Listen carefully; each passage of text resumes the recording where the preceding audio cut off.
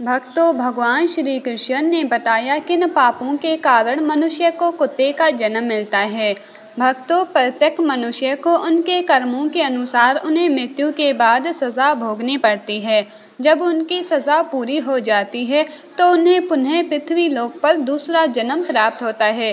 जो जैसा कर्म करता है उसे उसी प्रकार से दोबारा योनि प्राप्त होती है।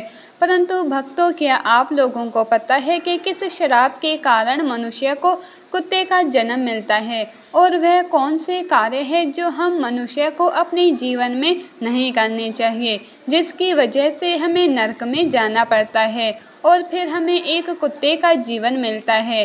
भक्तों, हिंदू ग्रंथों के अनुसार इस धरती पर रहने वाले सभी मनुष्यों को मृत्यु के बाद उसके कर्मों के अनुसार अलग अलग योनि में जन्म मिलता है। कुछ धार्मिक ग्रंथों में ये भी कहा गया है कि जो मनुष्य अपने जीवन में बहुत अधिक पाप करते हैं उन्हें एक ऐसी योनि में जन्म मिलता है जिसमें वह अपना दर्द किसी दूसरे को बता नहीं सकते और ना ही किसी के साथ बांट सकते हैं। और भक्तों, आज मैं आपको यही बताऊंगी कि वह कौन से कार्य हैं जो एक मनुष्य को अपने जीवन में कभी नहीं करने चाहिए, नहीं तो उसे कुत्ते का जीवन मिलना तय है। नमस्कार भक्तों, आप सभी लोगों से निवेदन है कि इस कथा को और कहानी को सुनने से पहले कमेंट बॉक्स में जय श्री कृष्णा लिखकर वीडियो को लाइक करके चैनल को सब्सक्राइब करके बेल आइकॉन ऑन पर प्रेस कर लीजिए, जिससे आप सभी लोग प्राचीन कथाओं और कहानियों से जुड़े रहें। भक्तों, एक बार की बात है, भगवान श्री कृष्ण की प्रिय राधा रानी अपने सखियों के साथ में अपने नगर बरसाना का भ्रमण कर रही थी। पूरे गांव में उनका इधर उधर आना जाना लगा रहता था। तभी एक घर के पास में देखती है कि एक लाचार कुत्ता कुछ खाने की तलाश में खड़ा रहता है।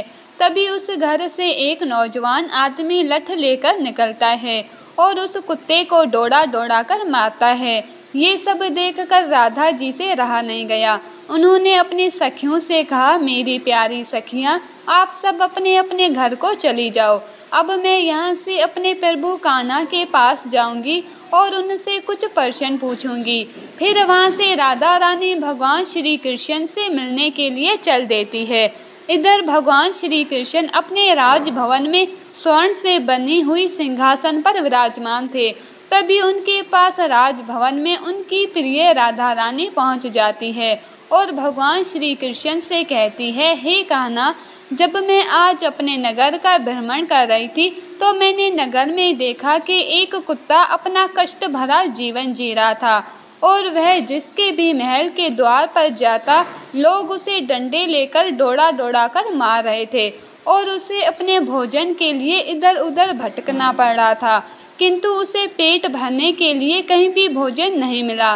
तो हे प्रभु, उसे देखकर मेरे मन में एक प्रश्न उठ रहा है और मैं चाहती हूँ कि आप मेरे प्रश्न का उत्तर दें। भक्तों, फिर आगे भगवान श्री कृष्ण कहते हैं, हे प्रिय राधा रानी, आपके मन में जो भी प्रश्न है मुझसे निश्चित होकर बताओ, मैं तुम्हारे प्रश्न का उत्तर अवश्य दूंगा। फिर राधा रानी कहती है, हे प्रभु, मेरा प्रश्न ये है कि किस पाप के कारण मनुष्य को कुत्ते का जन्म मिलता है। भक्तों, फिर आगे भगवान श्री कृष्ण कहते हैं, हे प्रिय राधा रानी, आज मैं आपको एक कथा सुनाता हूँ, जिसे सुनकर आपको आपके प्रश्न का उत्तर अवश्य मिल जाएगा। इसीलिए हे प्रिय, इस कथा को पूरे मन से सुनना। फिर आगे राधा रानी कहती है, हे प्रभु, आप कथा सुनाइए, मैं पूरे मन से इस कथा को सुनूंगी। भक्तों, तो कथा को सुनाते हुए आगे भगवान श्री कृष्ण कहते हैं, हे प्रिय राधा रानी, एक समय की बात है, जब भगवान श्री राम अपनी सभा में बैठे हुए थे, तभी उन्हें एक कुत्ते की रोने की आवाज़ सुनाई दी। तभी सभा में मौजूद द्वारपाल ने कुत्ते को वहाँ से भगा दिया और अगले दिन फिर से वही कुत्ता उसी स्थान पर आकर रोने लगा और द्वारपाल ने इस बार भी उस कुत्ते को वहाँ से मारकर भगा दिया और सभा के तीसरे दिन भी वही कुत्ता उसी स्थान पर आकर फिर से रोने लगा। तो भगवान राम के मन में एक प्रश्न उठने लगा कि आखिर ये कुत्ता रोज रोज मेरे दरबार के बाहर ही क्यों रोता है। और फिर भगवान राम ने उस कुत्ते के रोने का कारण जानना चाहा और द्वारपाल से कहा कि उस कुत्ते को यहाँ बुलाकर लाओ। तो उस कुत्ते को बुलाने के लिए द्वारपाल उसके पास गए और बोले, प्रभु श्री राम ने आपको अपने दरबार में बुलाया है। तो कुत्ता बोला, हे मुनिवर, मुझे एक ऐसी योनि में जन्म मिला है जिसका मंदिर, राजभवन, रसोई घर और गौशाला जैसे पवित्र स्थानों पर जाना मना है। तुम जाकर प्रभु श्री राम से कह दो कि वह स्वयं मुझसे मिलने के लिए यहाँ पर आ जाएं।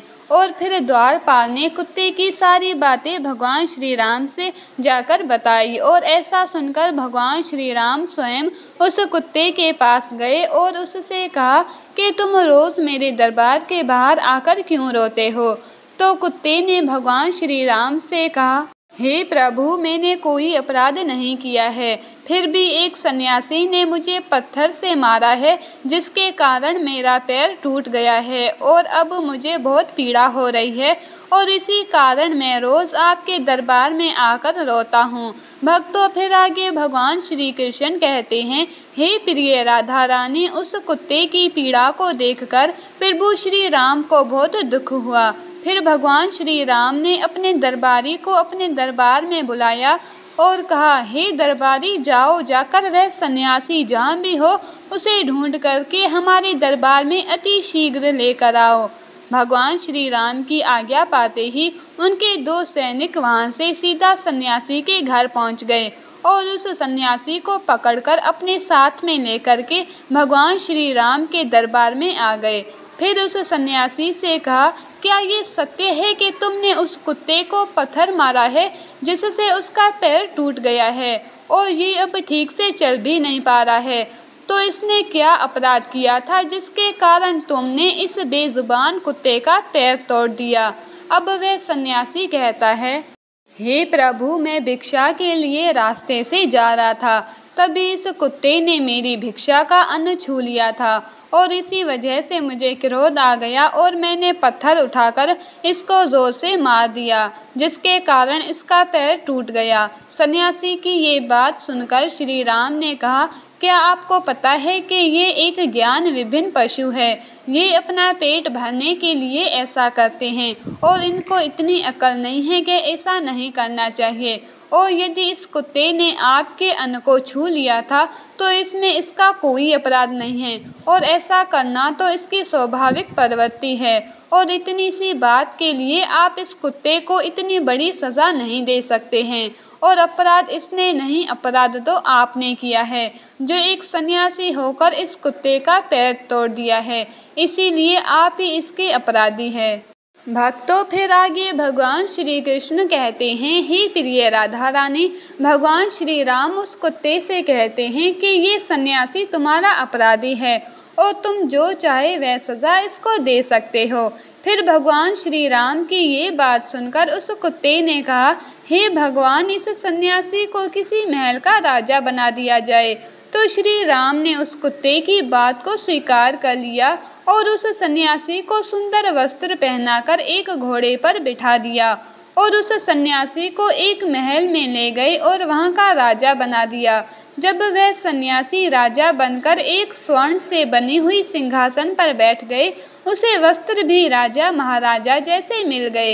इतनी शान और शौकत को पाकर वह सन्यासी अति प्रसन्न हुआ। फिर सोच रहा था कि मैंने अपने जीवन में कभी सपना भी नहीं देखा था कि मैं एक राजा बनूंगा और एक कुत्ते ने मुझे राजा भी बना दिया। सच में इस कुत्ते में अकल नहीं है, क्योंकि मैंने इसकी टांग तोड़ दी पर उसने मुझे सज़ा देने के बजाय महल का राजा बना दिया। और ये सब कुछ देखकर लोग बहुत आश्चर्यचकित थे और लोगों ने प्रभु श्री राम से पूछा कि हे प्रभु, इस कुत्ते ने इस सन्यासी को सज़ा देने के बजाय महल का राजा क्यों बना दिया, जबकि उस सन्यासी ने तो कुत्ते का पैर तोड़ दिया था। और गांव के लोगों की इस बात को सुनकर प्रभु श्री राम ने कहा, इस सवाल का जवाब आप लोगों को वह कुत्ता ही दे सकता है।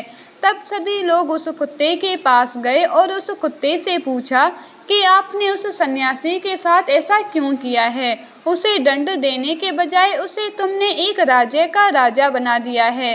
तो कुत्ता मुस्कुराते हुए बोला, तुम जानना चाहते हो कि मैंने उस सन्यासी को सजा देने के बजाय उसे महल का राजा क्यों बना दिया है। भक्तों, फिर आगे भगवान श्री कृष्ण कथाओं को सुनाते हुए अपनी प्रिय राधा रानी से कहते हैं, हे प्रिय राधा रानी, वह कुत्ता उन सभी से कहता है, सुनो, ये अन्याय करने वाला राजा और घर पर पहुँचे याचक को भगाने वाला और दूसरे की संपत्ति को हड़पने वाला और किसी गरीब पर अत्याचार करने वाला मरकर दूसरे जन्म में कुत्ता ही बनता है।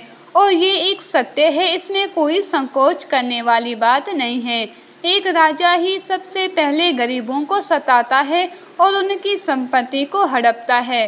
फिर आगे कुत्ते ने कहा, मैं भी पिछले जन्म में एक राजा था और मैंने गरीबों को बहुत सताया था और उनकी मेहनत का धन खूब हड़पा था और मैं भी लोगों के साथ बहुत अन्याय करता था और बेसहाय लोगों और गरीबों की ज़मीनों को हड़प लिया करता था और अपने से छोटे लोगों पर खूब अत्याचार करता था, जिसके कारण मुझे इस जन्म में कुत्ते का जीवन मिला है और अब मैं अपने पापों का फल भोग रहा हूँ।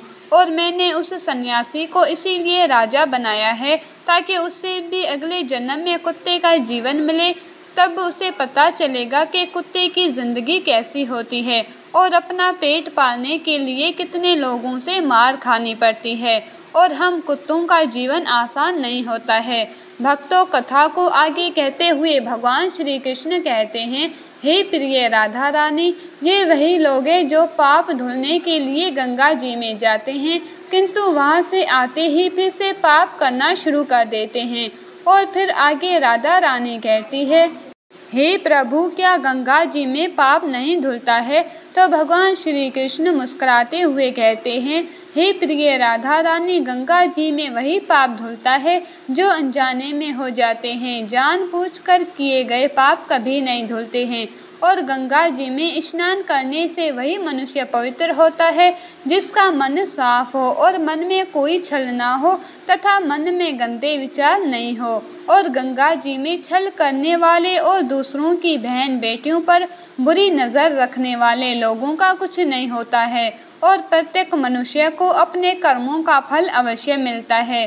भक्तों, इसीलिए आप लोगों से हाथ जोड़कर अनुरोध है कि किसी बेजुबान जानवर को अगर हम लोग एक वक्त पेट भरने के लिए अन्न नहीं दे सकते तो उन्हें कष्ट पहुंचाने का भी हमें हक नहीं है। और आप लोगों से मेरा हाथ जोड़कर निवेदन है कि किसी भी बेजुबान जानवर को कभी भी कष्ट ना दें। यदि कोई कुत्ता या बेजुबान जानवर आपके घर पर आता है तो उसे यदि रोटी नहीं दे सकते तो उसे मारो भी मत, क्योंकि वह भी एक जीव है, उसे भी दर्द होता है और ईश्वर सबके पापों को देखता है। भक्तों, इस प्रकार से भगवान श्री कृष्ण ने अपनी प्रिय राधा रानी को बताया है कि कौन से पापों के कारण मनुष्य को कुत्ते का जन्म मिलता है। भक्तों, उम्मीद करती हूँ आप सभी लोगों को ये हमारे द्वारा बताई गई कथा आप लोगों को पसंद आई होगी। अगर आप लोगों को ये कथा पसंद आई हो तो वीडियो को लाइक ज़रूर करें और कमेंट में जय श्री कृष्णा लिखकर चैनल को सब्सक्राइब करके बेल आइकॉन ऑन पर प्रेस कर लीजिए, जिससे आप सभी लोगों को कथाएं सबसे पहले प्राप्त हो सके।